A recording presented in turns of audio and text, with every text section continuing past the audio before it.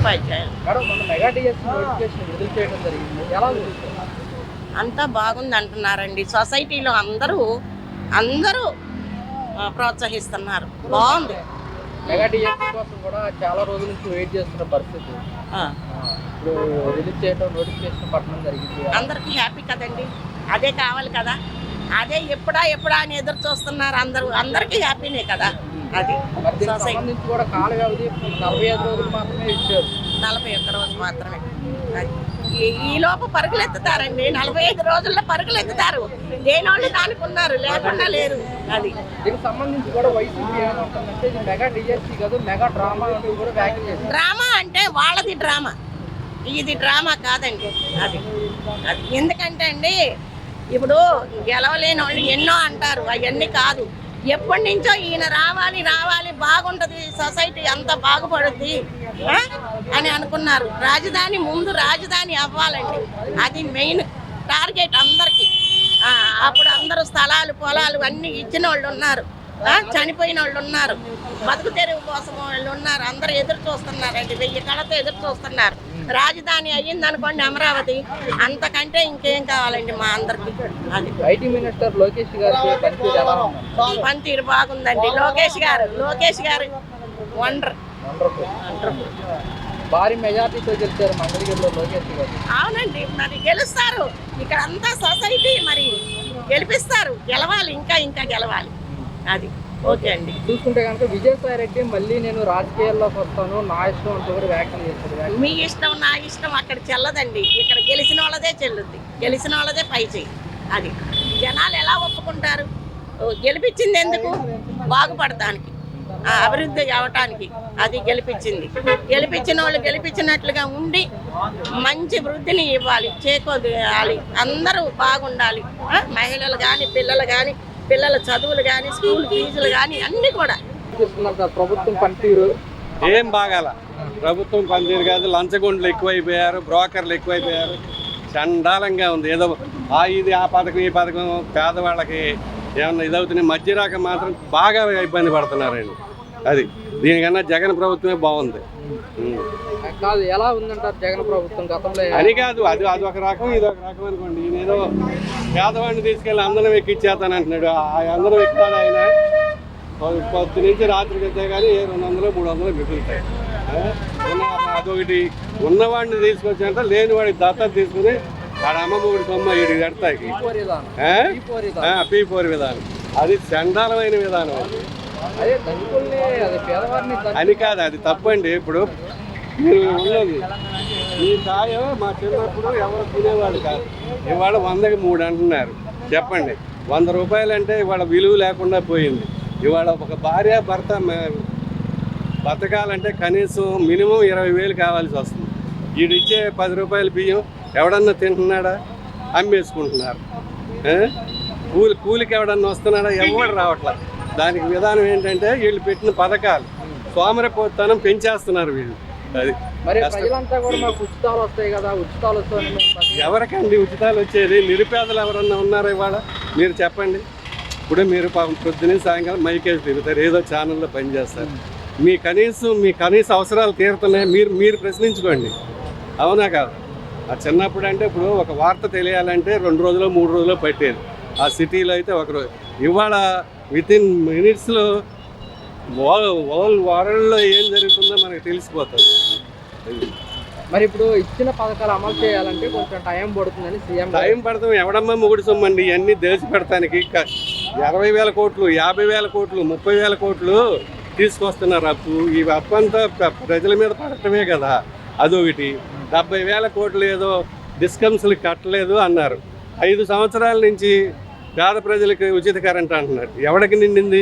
5 సంవత్సరాల నుంచి బకాయిలు మనం కడుతున్నాం. అద్దెకున్న వాళ్ళు ఎవరో వాళ్ళు వెళ్ళిపోతారు. ఆ భారం అంతా ఎవరు? మనం భరాయిస్తున్నాం. అది తప్ప కాదా? ఎలా అనిపిస్తుంది ప్రభుత్వం పనితీరు పథకాలు విషయంలో? చెప్పాను కదండి,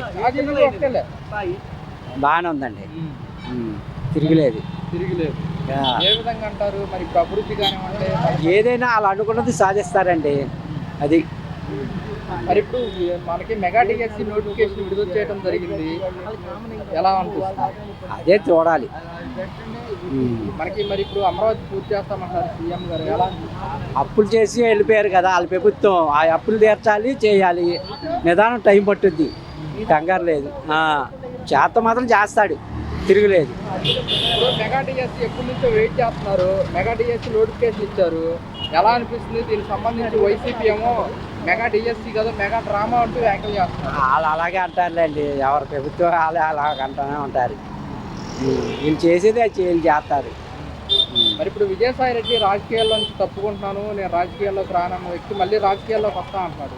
ఇంకా అంతే, తప్పదు. వాళ్ళ మాటలు వాళ్ళకే ఉంటాయి. ఎలా అనిపిస్తుంది?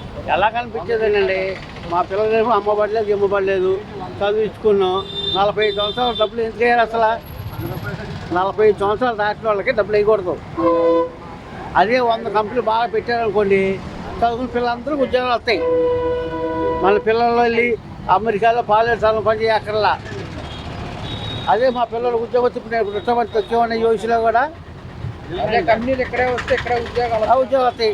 ఏదో చంద్రబాబు గారు తెప్పిస్తా అంటారు, అట్లా పెట్టిస్తే మంచిది. మరి ఇప్పుడు, సంబంధించి కూడా మెగా డిఎస్సి నోటిఫికేషన్ విడుదల చేశారు. అవన్నీ అలాంటి నాకు తెలియదండి, నేను చదువుకోవాలా కానీ మా పిల్లల్ని చదివించా. నా అమ్మలి స్కూల్కి 37 సంవత్సరాల స్కూల్ పిల్లలు అమ్మలికి.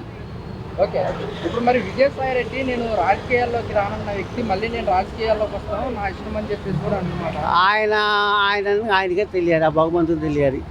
ఆయన ముందు అన్నాడో అనలేదో అది తెలీదు. నేను చేయను అంటాను, నాకేం తెలుసు, నేను రచ్చబడుకోని. మరి అది తప్పండి. ఓకే, మరి ఇప్పుడు విజయసాయి రెడ్డి మొన్నటి వరకు రాజకీయాల్లోకి రాను అని చెప్పేసి ఆ పార్టీ ఈ పార్టీ అని కాదండి, మేలైన ఎవరికైతే ప్రజలకు మేలు చేసేవాడే వాడు సరైన నాయకుడు. ఎమ్మెల్యే వీళ్ళంతా రూపాయి ఖర్చు పెట్టి 1000 దెంగే రకమే ఇప్పుడున్న ప్రభుత్వం అంతా. ప్రభుత్వం ఏ ప్రభుత్వాన్ని విమర్శించట్లేదు, ఒక్కడైనా సరైన నాయకుడు లేడండి. మళ్ళీ రాజకీయాల్లోకి వస్తా నా ఇష్టం అది అని చెప్పేసి కూడా విజయసాయి రెడ్డి అంటున్నారు. అది తప్పండి. వాడి ఉద్దేశం ఏంటంటే ఏది బాగుంటే ఏది దీంట్లో ఉంటే వాళ్ళ ఆస్తులు కాపాడుకుంటాకి వాళ్ళు ఇది కాపాడుకుంటాకి తప్పితే ఇవాళ చంద్రబాబు నాయుడు పక్షాన్ని చేరనుకో ఈడున్న అన్నాలు ఏమి చేయడు. ఇవాళ అంతే కదా, ఇవాళ జగన్ని అన్ని కోరు ఎందుకు అరెస్ట్ చేయట్లేదు? స్వార్థం. అంటే మోడీది కూడా స్వార్థమే. వీళ్ళు తప్పుకున్నాడు అనుకో అక్కడ మెయిన్ ప్రభుత్వం పడిపోతుంది. మరి ఇప్పుడు కూటమి ప్రభుత్వం మెగా డిఎస్సి విడుదల చేస్తుంది. అంతా ఇప్పుడు అండి ఉన్న టీచర్లనే అక్కడ ఇక్కడ చదివేస్తున్నాం అంటున్నారు. ఏం చేసుకుంటారు చెప్పండి? ఇదంతా మాయే కదా. సరే మాయే, ఇంత 165,000 ఏదో అంటున్నారు. ఎక్కడి నుంచి తెచ్చిస్తారు జీతాలు చెప్పండి? అంత ప్రపంచం ఇప్పుడు స్టేట్ని మామూలుగా అప్పులు పాలు చేయటమే కదా ఇదంతా. మనకు తెలుస్తుంది, పేదవాళ్ళకి తెలియదు కదా. అసలు 2018లో ఇచ్చిన డిఎస్సి వాళ్ళనే ఇంకా మా పాప ట్రైనింగ్ అయ్యి పోస్టింగ్ లేదండి. ఏం చేసుకుంటారు వీళ్ళని? ఏదో కాలయాపన అంతే. అదే దీనికి సంబంధించి వైసీపీ కూడా ఇది కేవలం మెగా డిఎస్సి కదా మెగా డ్రామా అంటూ ఇప్పుడు. అవును, ఇది కరెక్టేనండి, ఈ పాయింట్ కరెక్టే. మెగా డ్రామానండి. వాళ్ళు ఎవరి స్వార్థం ఆడదండి, కాదంటూ ఎవరి స్వార్థం ఆడదు. దీని కాల వ్యవధి కూడా 45 రోజులు మాత్రమే ప్రకటించారు. ఇంత లోపల ఎప్పుడు చదువుకోవాలి, ఎప్పుడు ప్రిపేర్ అవ్వాలి, ఎప్పుడు ఎగ్జామ్ రాయాలంటూ కూడా ఒకటండి. ఏ ప్రభుత్వం అయినా పేదవాడు అంటే చక్కగా తినాలంటే నువ్వు ఉచితాలు ఇవ్వక్కర్లేదండి, ప్రైస్ కంట్రోల్ పెట్టండి. మీరు చక్కగా 15 రూపాయలకో 20 రూపాయలకో బియ్యం అమ్మండి, అన్నీ చక్కగా అమ్మండి. ఇప్పుడు పండించేవాడికి గిట్టట్లా, తినేవాడికి గిట్టలా, బ్రోకరేజ్లకే బాగుపడిపోతున్నారు.